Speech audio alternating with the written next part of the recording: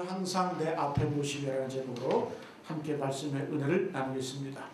오늘 본문 8절 말씀에 다윗은 분명히 말씀하죠. 내가 여호와를 항상 내 앞에 모시며 그가 나의 오른쪽에 계심으로 내가 흔들리지 아니하리로다. 얼마나 위대한 고백인지 모르겠어요. 어느 누가 항상 주님을 내 앞에 모시고 살 수 있겠습니까? 그러나 다윗은 선포하는 거예요. 고백하는 거예요. 내가 여호와를 항상 내 앞에 모시며 그가 나의 오른쪽에 계심으로 내가 흔들리지 아니하리로다. 여러분, 인생을 살아가면서 왜 흔들림이 없겠어요?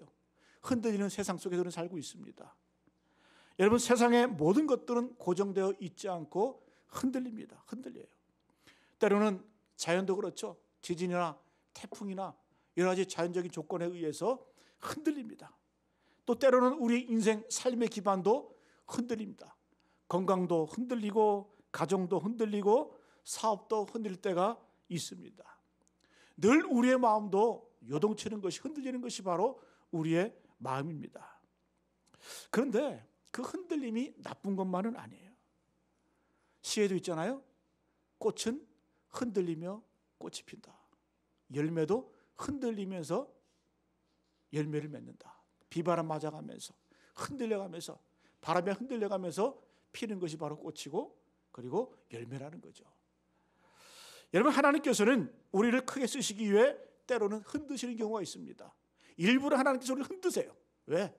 더 위대하게, 더 크게, 더 하나님께 쓰시는 종들로 세우기 위해서 흔드실 때가 있다는 거예요. 여러분, 하나님께서 믿음의 조상 아브라함을 부르실 때 그 기반을 흔들어 버리셨어요. 너는 너의 고향 본토 친척 아비 집을 떠나 내가 내게 지시할 땅으로 가라. 그 당시 아브라함이 살던 갈대아 우루, 고대 문명이 발생했던 곳이에요. 갈대아 우루, 메소포타미아 지역. 예?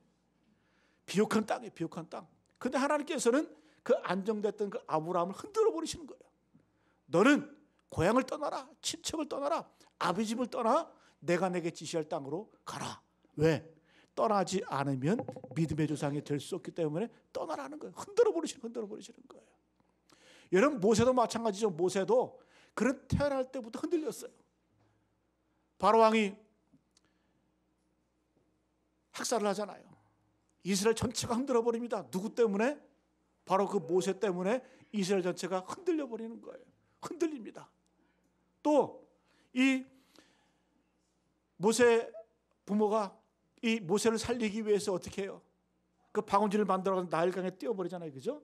그래서 애굽 공주의 아들이 됩니다. 근데 하나님께서는 그 애굽 공주의 그 영화로운 평안한 그 평탄을 내두지 않으세요. 왜?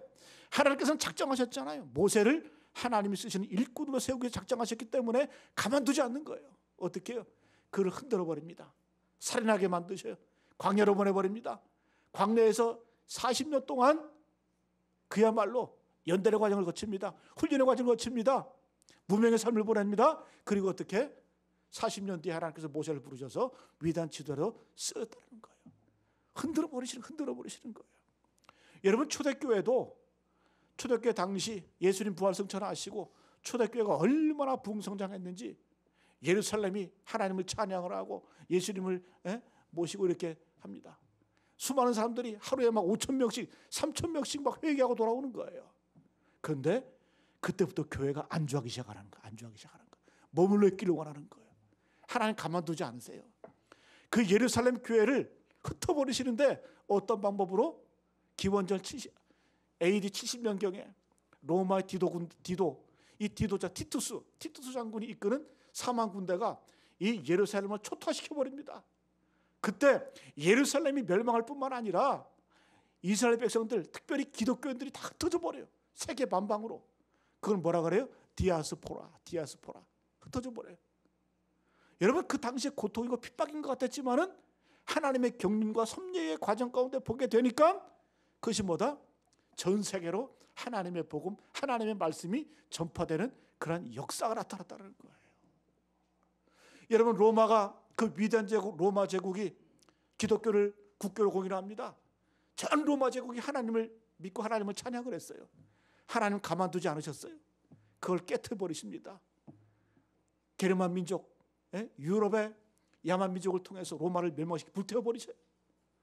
그때 어거스틴이 그걸 바라보면서 눈물을 흘리죠. 통곡을 하죠. 어떻게 하나님의 도성, 그때는 이 로마를 하나님의 도성이라고 여겼거든요. 하나님의 도성.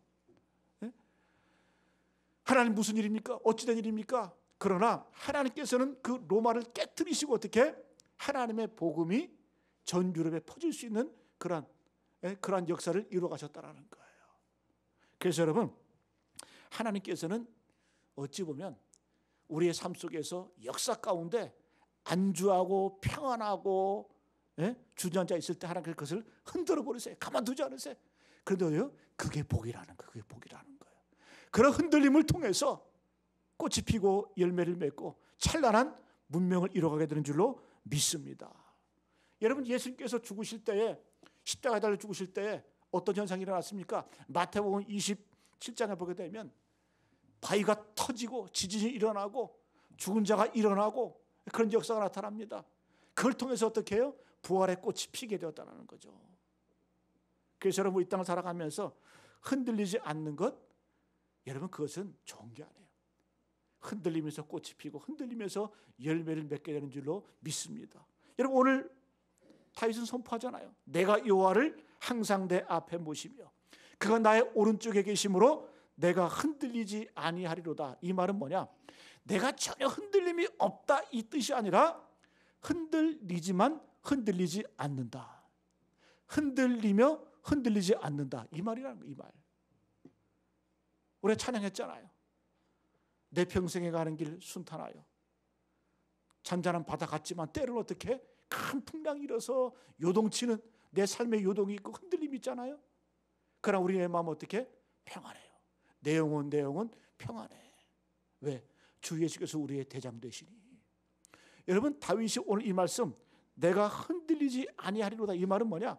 흔들림이 전혀 없다 이런 뜻이 아니라 그런 흔들림 가운데서도 하나님을 내 앞에 모시고 내 오른쪽에 모심을 통해서 내 인생이 요동하지 않는다. 더욱더 견고해진다. 더욱더 열매를 맺게 된다. 이 고백이 바로 이 다윗의 고백인 줄로 믿습니다. 여러분, 우리가 하나님 앞에 설 때에, 항상 하나님 앞에 설 때 우리의 인생은 흔들리지 않게 되는 줄로 믿습니다. 자, 그럼 실천적으로 우리가 하나님 앞에 흔들리지 않는 삶을 사는 그 비결이 뭘까? 그 비결이 뭘까? 오늘 8절 말씀이 주제 제목인데 그 앞에 7절 한번 볼까요? 성경 말씀 한번 들여다보세요. 7절 말씀 우리 같이 한번 읽어봅니다. 7절 말씀 시작. 나를 훈계하신 여호와를 송축할지라 밤마다 내 양심이 나를 교훈하도다. 자, 우리가 하나님 앞에 선다는 의미, 하나님을 내 앞에 모신다는 의미가 뭘까요? 바로 7절에 그 해답이 있어요. 나를 훈계하신 여호와를 송축할지라 밤마다 내 양심이 나를 교훈하도다. 여러분, 하나님께서는 우리에게 다가오실 때에 두 가지 방법, 두 가지 도구를 가지고 오세요. 첫 번째, 훈계라는 도구를 가지고 우리에게 오세요. 훈계. 다른 말로 하면 고난과 훈계를 통해서 한 손에 그걸 가지고 우리에게 다가오세요. 또 한 가지는 우리의 양심을 통해서, 양심의 소리를 듣게 하심을 통해서 우리에게 다가오신다는 거예요. 그래서 우리가 이 땅을 살아갈 때 두 가지 이 관점에서 두 가지 삶의 정황 가운데 잘 극복하고 이겨내고 승리하면 하나님 어떻게? 다윗처럼 항상 내 앞에 모시는 인생을 살게 될 줄로 믿습니다. 그게 첫 번째, 하나님이 나를 훈계하실 때 내가 어떤 반응을 보이느냐. 다윗은 뭐라고 말해요? 나를 훈계하신, 나를 혼내시는 하나님을 내가 어떻게 한다? 오히려 원망하고 불평하는 것이 아니라 내가 하나님을 송축하겠다. 야, 나를 훈계하신 여호와를 내가 송축하겠다. 이런 삶을 살면 흔들림이 없다는 거예요. 두 번째는 밤마다 내 양심이 나를 교훈하도다. 늘 때마다 일마다. 밤은 어떤 때입니까? 밤은 하루를 마감할 때요. 또 유대인의 관점에서 보면 하루를 시작할 때예요. 밤은. 그래서 하루를 마감하고 하루를 시작할 때 나는 그때마다 하나님으로부터 들려오는 양심의 소리를 들을 수 있느냐? 이 양심의 소리를 들을 수 있다고 한다면 나는 어떻게 해요? 하나님 앞에 서 있는 거예요. 하나님 앞에 서 있는 거예요. 여러분 이 말씀을 가지고 흔들지 않은 삶의 비결을 깨닫고 또 삶의 변화를 누리는 우리 모두 되시기를 간절히 축복합니다. 한번 따라합니다. 나를 훈계하신 여호와를 송축할지라. 나를 훈계하신, 나를 혼내시는, 내게 고난을 주시는 그 하나님을 나는 찬양하겠다, 나는 송축하겠다, 이렇게 말씀을 합니다. 여러분 누가 나를 혼낼 때, 고난이 올 때, 아픔이 올 때 그 아프잖아요, 그죠? 쓰리잖아요. 그럼에도 불구하고 다윗은 그 속에서 하나님의 섭리를 보게 되는 거예요.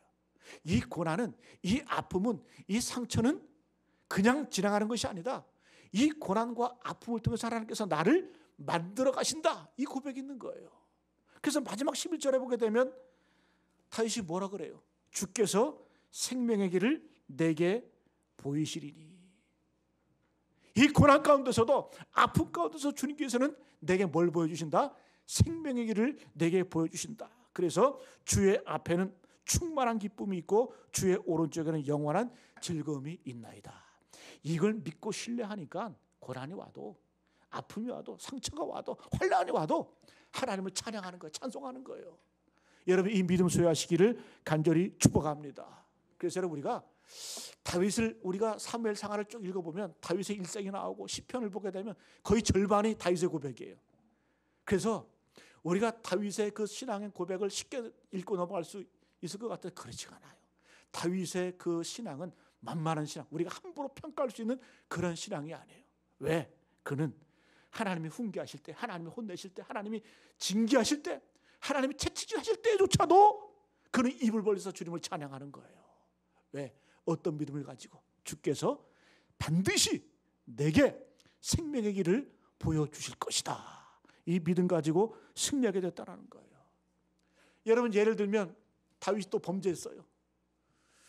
밧세바와 간음을 합니다. 그 간음죄를 감추기 위해서 그의 남편 우리아 장군, 충실한 우리아 장군을 적진 깊숙이 보내서 군대를 빼내서 죽게 만들어요. 그러니까 간음죄와 동시에 살인죄를 저지르고 또 그것을 감추기 위해서 정말 왕으로서 할 수 없는 충신을 죽이는 그런 일들을 하나님 앞에 범합니다. 근데 밧세바와 간음한 이후에 아기를 배웠어요. 임신을 했어요. 범죄 씨앗이죠. 죄악의 씨앗이죠. 그때 하나님께서 징벌을 내리시는데 그 아이가 태어납니다. 그 아이가 태어났는데 시름시름 앓는 거예요. 원인을 알 수 없어요. 병명을 알 수가 없어요. 다윗은 하나님 앞에 통곡을 하면서 기도합니다. 하나님, 내 죄 때문에 내가 내 벌을 받아야 되는데 하나님 이 아이를 살려주십시오. 건져주십시오. 근데 하나님께서 7일 만에 그 아이를 데리고 가세요. 싸늘한 시신으로 그 아이가 죽어버립니다. 기가 막힌 일이 다윗의 눈앞에 벌어집니다.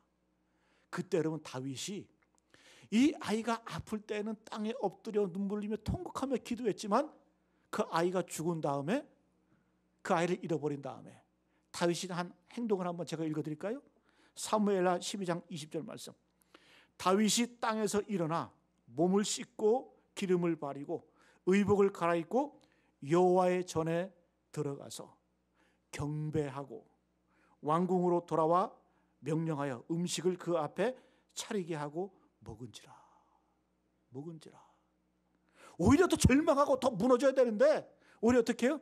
땅에서 일어납니다. 몸을 씻어요. 모래 기름을 바릅니다. 옷을 갈아입습니다. 그리고 깨끗한 정결한 마음을 가지고 어떻게 그 실패, 아픔, 상처, 고난 앞에서 성전에 들어가서, 하나님 전에 들어가서 하나님께 예배합니다. 하나님을 경배합니다.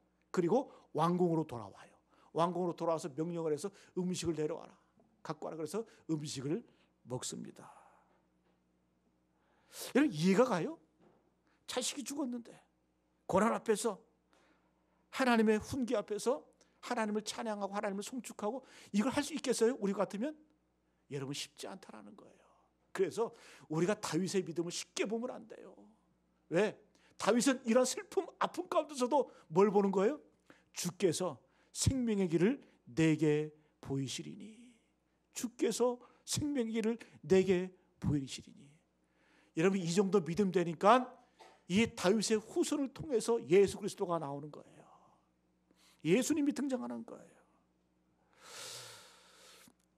여러분 어찌 보면 우리가 인생의 고난 해석이 안 돼요. 그죠? 내게 왜 고난이 있을까? 내가 왜 어려움이 있을까? 예?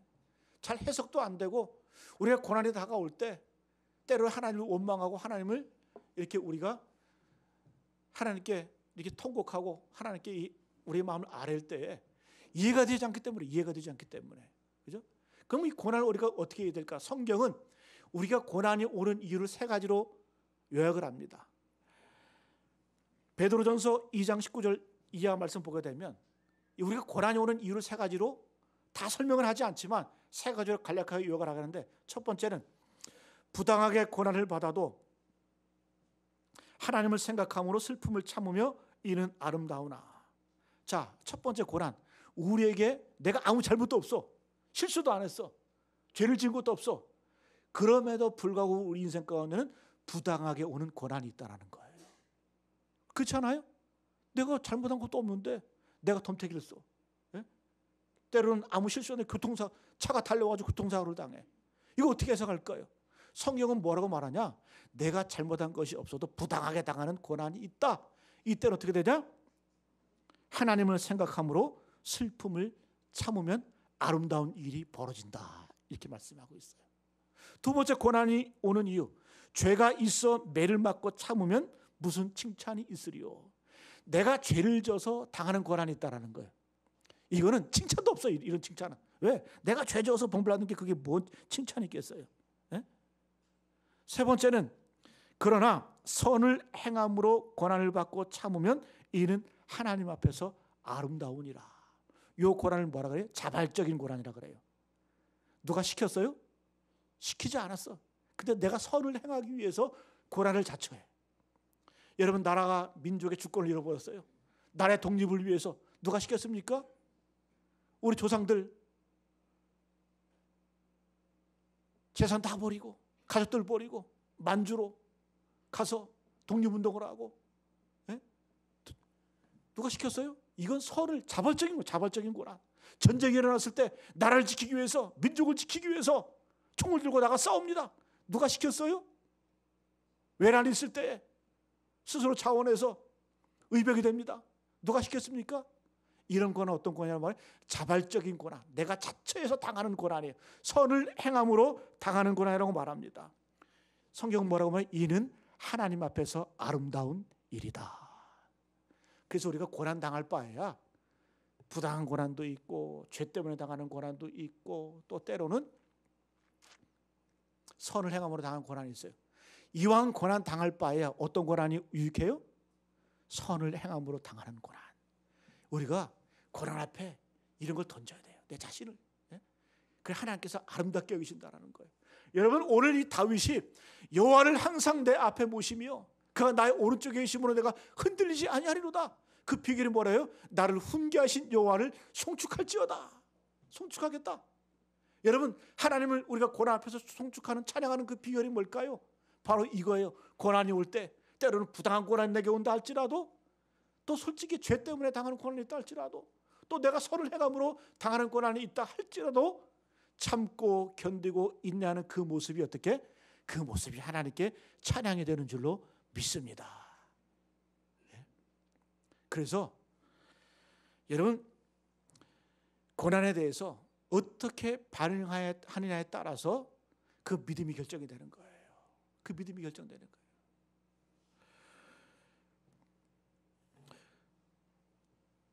여러분, 우리가 이 고난의 문제, 하나님이 나를 훈계하신다? 이 문제에 대해서 하나님이 왜 나를 훈계하시고 때로는 고난을 주실까? 하나님의 자녀이기 때문에 하나님이 훈계하시는 거예요. 내 새끼니까, 내 자녀니까. 여러분, 우리가 남의 새끼 뭐 잘못하고 그러면 훈계합니까? 혼냅니까? 옛날에는 뭐 한 가족 동네 공동체에 있을 때에는 남의 자식이 잘못 내 자식처럼 훈계하고 뭐 혼냈지만 요즘에 그런 거 안 해요. 예?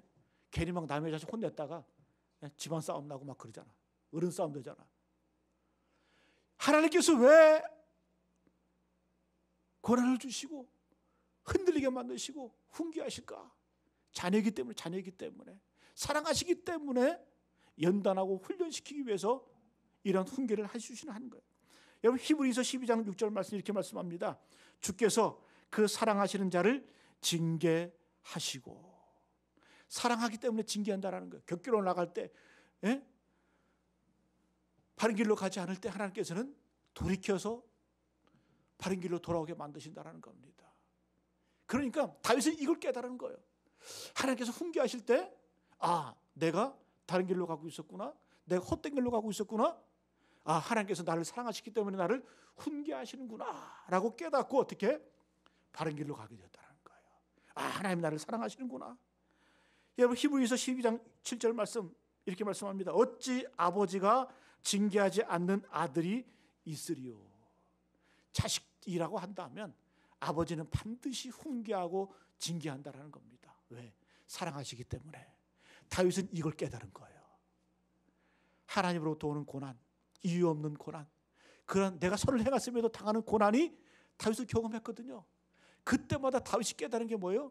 하나님이 나를 진짜 사랑하시는구나. 하나님이 진짜 나를 붙들고 계시는구나. 하나님이 정말 내 앞에 계시는구나. 하나님이 정말 내 오른쪽에 계시는구나. 이걸 깨달아, 이걸 해야 하는 거예요. 그러니까 찬송이 어떻게 안 나올 수가 있습니까? 이걸 깨달은 자가, 이런 믿음을 가진 자가. 여러분, 오늘 다윗처럼 나를 훈계하신 여호와를 송축할지라. 이 수준까지, 이 고백까지 나아가시는 저 여러분 되시기를 간절히 축복합니다. 여러분, 이런 고백까지 나아가면 정말 놀라운 역사가 나타나요. 큰 축복이 임하는. 그런데 대부분의 신앙이, 대부분의 믿음이 여기서 벗어나질 못해. 여기서 뛰어넘지를 못해. 그러니까 늘 그 자리에 머물러 있는 것. 나를 훈계하신 여호와를 송축할지라.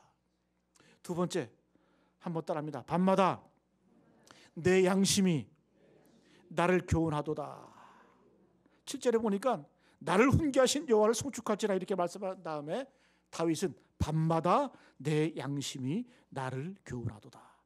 밤마다 내 양심이 나를 교훈한다. 그 다윗은 양심의 소리를 늘 들었어. 왜? 하나님께서는 이 양심이라는 그 마음을 통해서 우리에게 깨닫게 하시고 회개하게 만드시고 아프게 하시거든요. 그런데 다윗은 뭐라고 보냐? 밤마다, 늘 날마다 내 양심의 소리를 듣는 것이 바로 다윗의 모습이었다는 거예요. 양심이 뭘까? 양심. 그 맹자가 한 이야기인데, 동양 최초로. 그러나 다윗은 수백 년 전에 양심이라는 얘기를 했어요. 양심이 뭘까? 제가 사전을 찾아봤어요. 그 양심 사전적인 의미를 보니까 어떤 행위에 대하여 옳고 그름, 선과 악을 구별하는 도덕적 의식이나 마음씨. 뭔 말이에요 이게? 잘 모르겠어요. 그래가지고 히브리 성경 원문을 찾아보니까 이 양심이라는 단어가 킬야, 히브리 발음으로 킬야인데, 이게 무슨 의미가 있냐 하면, 여러분 우리 몸에 보면 장기도 있잖아요. 없어요? 심장이 있고 간도 있잖아요. 근데 이 킬야가 뭐냐면 우리 그 콩팥, 신장을 뜻해요. 양심. 원문을 보니까 킬야, 신장. 그래서 여러분 우리가 성경에 나오는 그 양심, 마음 이런 거 딱 살 때 뭐 생각하면 되냐? 콩팥을 신장을 생각하시면 돼요. 여러분 우리 몸에서 콩팥이 하는 일이 뭐예요? 노폐물을 걸러내잖아요. 혈액 속에 찌꺼기를 걸러내잖아요. 제가 잘못 알고 있나요? 혈액 속에 찌꺼기들을 걸러내고 또 몸에 이 노폐물을 걸러내가지고 어떻게 오줌으로 나가게 하잖아요. 이게 콩팥이 하는 일이에요. 그래서 콩팥이 망가지면 뭐래요? 투석을 하죠. 투석. 저희 어머니도 예전에 돌아가시기 전에 투석을 하셨는데 제가 몇 번 모시고 간 적이 있는데 일주일에 한 두세 번씩 이렇게 투석을 하시더라고요. 근데 투석을 안 하면 막 하루라도 막 이게 넘어가면 몸이 막 붓고, 왜? 신장 기능을 못하기 때문에. 그만큼 신장이 참 중요합니다. 그래서 이 신장이 하는 일이 뭐냐? 우리 몸에 노폐물을 걸러내고 찌꺼기를 잘 이렇게 처리를 해서 우리 몸을, 혈액을 잘 유지시켜주는 거 바로 이 그 신장이 하는 역할입니다. 그래서 양심의 소리를 듣는다는 얘기는 뭐예요? 그것이 우리의 신장 기능이 되어서 영적으로 내 죄의 찌꺼기, 내 허물의 찌꺼기, 내 욕심의 찌꺼기, 내 교만함의 찌꺼기, 이런 것들을 양심을 통해서 걸러내는 거예요. 그래서 이거 양심의 소리 듣지 않으면 영적인 혼탁함이 와요. 영적인 찌꺼기가 쌓이게 되는 거예요. 그래서 어떻게? 죽게 되는 거예요. 죽는 거예요. 그러면 이러한 그 양심, 신장의 역할을 하는 게 뭘까요? 아까 다윗이 고백한 것처럼 고난, 훈계가, 하나님 주시는 훈계가 우리에게 영적인 신장이 될 수 있다는 거예요. 또 하나님의 말씀이 우리에게 신장이 되어서 그것을 걸러내는 역할을 한다는 거예요. 그 영적으로 건강해지는 거예요. 그 다윗이, 그도 여러분 죄가 많았어요. 피도 많이 흘렸어요. 그 허물이 참 많았어요. 다윗도. 그럼에도 불구하고 다윗의 강점은 뭐였냐? 그는 밤마다 내 양심이 나를 교훈한다. 밤마다. 여러분, 밤은 아까 뭐라고 했습니까? 유대인의 관점에서 밤은 하루를 시작하는 첫 시작이에요. 또 다른 의미로 하루를 마감하는 그 시간이 밤이에요. 밤. 그래서 우리는 매일 하루를 마감할 때 내가 하나님의 자녀인데, 내가 목사고, 내가 장로이고, 내가 권사이고, 내가 집사인데, 하루를 마감할 때 내가 하나님의 자녀다운, 하나님의 그리스도인다운 그 이름에 걸맞는 삶을 살았나? 어떻게? 양심의 소리를 들어야 된다는 거예요. 하나님의 말씀을 통해서, 하나님의 교훈을 통해서. 이거 안 하면 죽어요. 이거 안 하면 노폐물이 쌓여요. 이거 안 하면 영적으로 마비가 되어서 내가 살았는지 죽었는지조차도 알 수가 없어요. 다윗을 외치는 거예요. 밤마다 내 양심이 나를 교훈하도다. 여러분, 하루를 어떻게 마감하세요? 침대에서 유튜브 보면서 유튜버와 함께 잠들으세요? 아이고, 안 봐도 뻔해.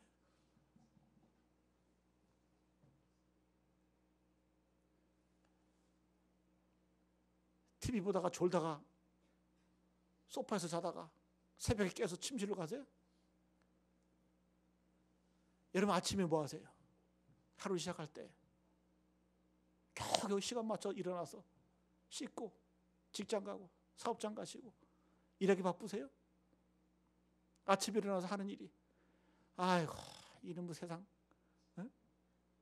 왜 이렇게 바빠? 왜 이렇게 일이 많아? 아니. 다윗은 왕이었잖아요. 얼마나 바빴겠어요? 에? 얼마나 바빴겠어요? 얼마나 전쟁이 많았어요. 근데 다윗은 뭐라고 고백하냐? 밤마다, 매일 밤마다, 하루를 시작할 때, 하루의 일상을 마감할 때 나는 뭘 듣는다? 양심의 소리를 듣는다. 뭘 통해서? 하나님의 말씀을 통해서, 하나님의 훈계를 통해서, 고난을 통해서, 하나님의 채찍질하심을 통해서 나는 양심의 소리를 듣는다. 여러분, 이런 삶을 살아가시는 저런 되시기를 간절히 축복합니다. 이거예요, 이거. 그래서 다윗은 당당히 외치는 거예요. 내가 여호와를 항상 내 앞에 모시며 그가 나의 오른쪽에 계심으로 내가 흔들리지 아니하리로다. 여호와를 그냥이 아니라 항상 내 앞에 모시며, 내 앞에 있다는 얘기는 뭐예요? 하나님께서 내가 하나님보다 앞서지 않겠다라는 거예요. 이 뜻이. 하나님을 항상 내 앞에 모신다는 의미는 뭐냐? 내가 하나님보다 앞서지 않겠다. 여러분, 말보다 마차가 앞서면 어떻게 돼요? 뒤집어지는 거예요. 말이 먼저 뛰어가야지 그다음에 마차가 따라가는 거지. 마차가 먼저 앞에 가요? 그러면 뒤집어지는 거예요. 그러니까 다윗은 일의 순서, 삶의 순서를 분명히 자리매김했어요. 하나님을 항상, 여호와를 항상 내 앞에 모시며 하나님보다 앞서지 않겠다. 그가 나의 오른쪽에 계심으로 내가 흔들리지 아니하리로다. 그가 나의 오른쪽에 계신다. 오른쪽이 의미하는 건 뭘까요? 가장 힘 있는 자리, 가장 파워 있는 자리, 그 자리가 오른쪽이에요. 그래서 다윗은 항상 어떤 일을 결정할 때 내가 결정하고 내가 내 힘으로 하는 것이 아니라 항상 가장 강한 힘은 바로 주님이시다. 주님 주시는 힘과 능력과 지혜를 가지고 어떻게 판단하고 삶을 살아갔다는 거예요. 이런 고백이 우리 가운데 있길 간절히 축복합니다. 밤마다 내 양심이 나를 교훈한다. 이런 다윗은 일상을 다 살아가면서 아침이건 밤이건 그 다윗의 인생의 법칙이 있잖아요. 7.3 법칙.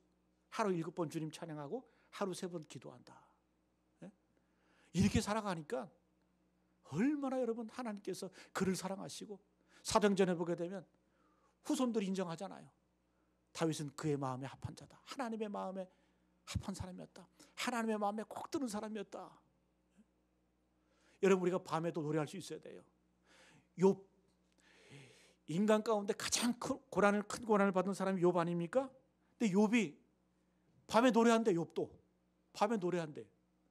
뭐라고 고백하냐? 욥기 35장 10절 보게 되면 나를 지으신 하나님은 어디 계시냐 하며 밤에 노래를 주시는 자가 어디 계시냐.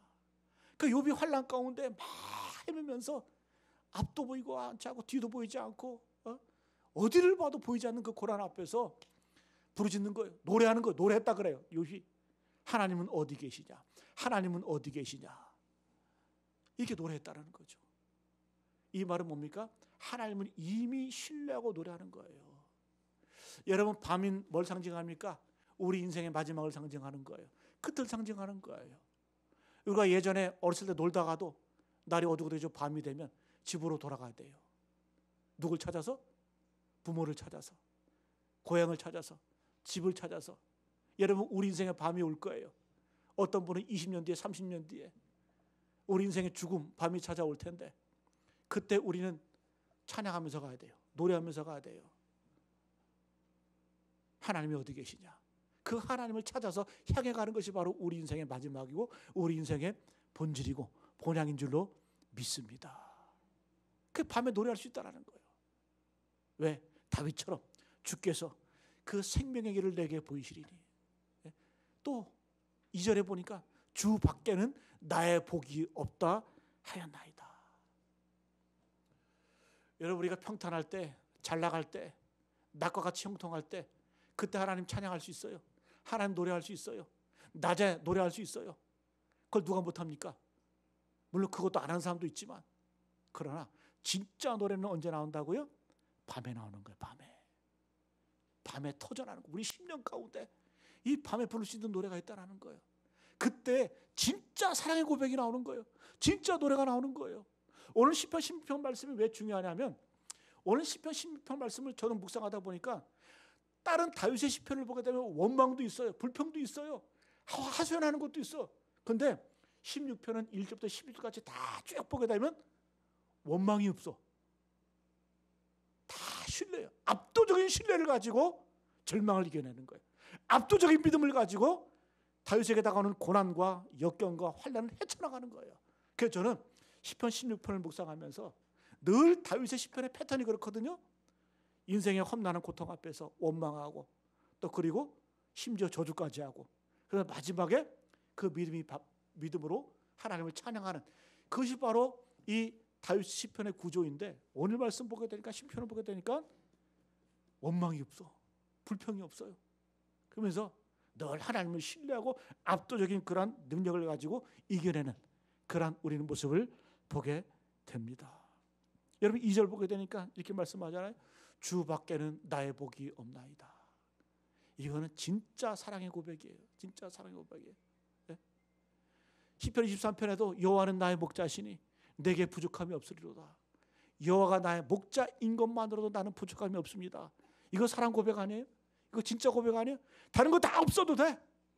여호와가 나의 목자인 것만으로는 내게 부족함이 없다. 이게 부족함이 없다. 여러분, 5절 6절 말씀 우리 같이 한번 읽어볼까요? 5절 6절 말씀 성경을 보시면서 시작. 여호와는 나의 산업과 나의 잔의 소득이시니 나의 분깃을 지키시나이다. 내게 줄로 재어준 구역은 아름다운 곳에 있으며 나의 기업이 실로 아름답도다. 여러분, 다윗이 고대근동을 제패하면서 얼마나 강력한 군사력이 있었어요.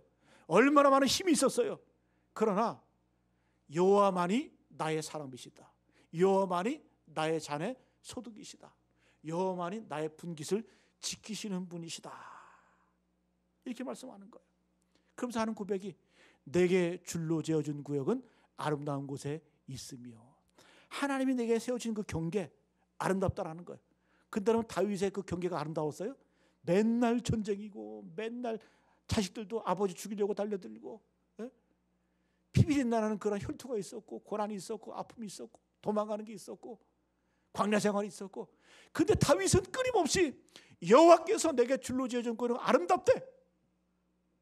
실로 아름답대. 그것도 진짜 아름답대. 왜? 조건과 이유와 환경과 상관없이 하나님이 나와 함께 계시면, 여호와께서 내 앞에 계시고 여호와께서 내 오른쪽에 계시면 어떻게? 그거 상관없이 내 삶은 아름다울 수 있다. 내 인생은 아름답다라고 고백. 여러분, 이 고백이 우리 모두의 고백 되시기를 간절히 축복합니다. 여러분, 말씀 마치겠습니다. 여러분, 부귀영화는 솔로몬이 더 누렸어요. 아버지 다윗보다. 그런데 솔로몬은 나중에 망가지잖아요. 왜 망가질까요? 결국 우상 숭배를 많이 합니다. 그리고 백성들을 착취를 많이 했기 때문에 나중에 나라가 분열되잖아요. 남북으로 분열되잖아요. 그 왜 그럴까? 한 가지 차이입니다. 다윗에게는 밤이 있었어요.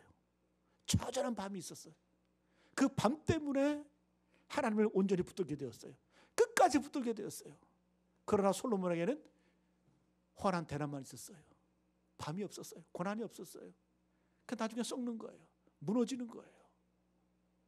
여러분, 오늘 이 다윗의 고백처럼 나를 훈계하신 여호와를 송축할지라. 밤마다 내 양심이 나를 교훈하도다.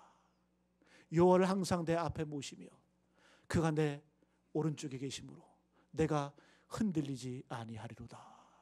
이 고백, 이 찬송이 우리 모두 고백되시기를 간절히 축복합니다.